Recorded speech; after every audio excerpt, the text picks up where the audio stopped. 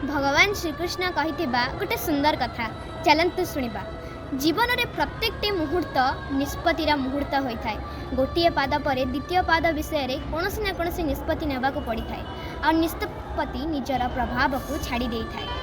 आजिर निष्पत्ति काली हुए तो तुम जीवनर सुख किंबा दुख निर्मित कराई थाए, निज पाई नुह निज परिवार पाई, निज आगामी पीढ़ी पाई। जदि कौन द्विधा आसिक तुम सम्मुखें सृष्टि होउछि ताल तुम मन विचलित होइजिवो और निष्पत्तिर से समय युद्ध पलटिजिवो और तुम मन युद्ध भूमि पलटिजिवो। प्रायतः किछि लोक द्विधार समाधान पाई निष्पत्ति नियंती नहीं, निजर मन को शांत करबा पाई निष्पत्ति नियंती।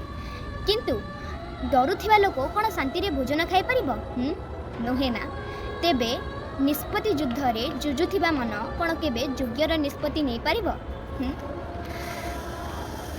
जो वास्तव में अच्छी कि नीरव निष्पत्ति निले तुम तुम भविष्य को सुख तहरे गढ़ी पार आउ निज मन को खुशी करने निष्पत्ति नेले तुम तुम कंटापूर्ण वृक्ष सृष्टि कर। आज्ञा भगवान श्रीकृष्ण ये सुंदर कथाटी कहते। भगवान श्रीकृष्ण को भल पाउथिले ए पोस्ट को बहु मात्रा शेयर करंतु और जल्दी जल्दी जानतु यूट्यूब को मोर सब्सक्राइब करंतु, फेसबुक रे मते फॉलो करंतु। जय श्रीकृष्ण, जय जगन्नाथ।